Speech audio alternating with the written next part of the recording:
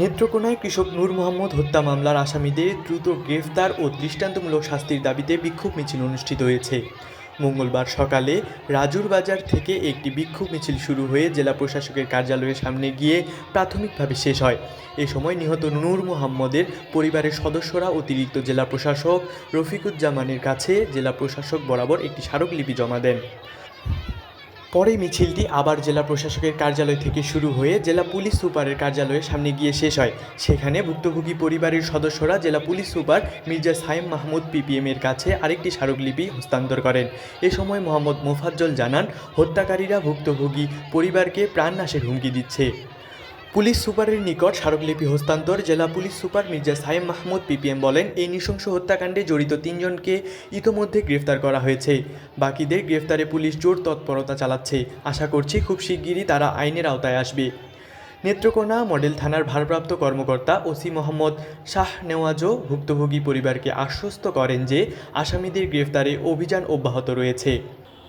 জানা যায়, গত ৩০ আগস্ট রাতে আধিপত্য বিস্তার ও পাওনা টাকা নিয়ে বিরোধের জেরে প্রতিপক্ষের হামলায় নিহত হন কৃষক নূর মোহাম্মদ। তিনি সদর উপজেলার মৌগাতি ইউনিয়নের জামাটি গ্রামের মোহাম্মদ মোফাজ্জলের ছেলে। এ ঘটনায় ২টি হত্যা মামলা করা হয়। এর মধ্যে একটিতে নূর মোহাম্মদের বাবা প্রধান আসামি হিসেবে মাতু মিয়া সহ ১৭ জনের বিরুদ্ধে মামলা করেন। পুলিশ ২টি হামলায় এখন পর্যন্ত ৩ জনকে গ্রেফতার করেছে। মানববন্ধনে মৌগাতি ইউনিয়নের বিভিন্ন গ্রামের শতাধিক মানুষ অংশ নেন। তারা হত্যাকারীদের দ্রুত গ্রেফতার ও দৃষ্টান্তমূলক শাস্তির দাবি জানান।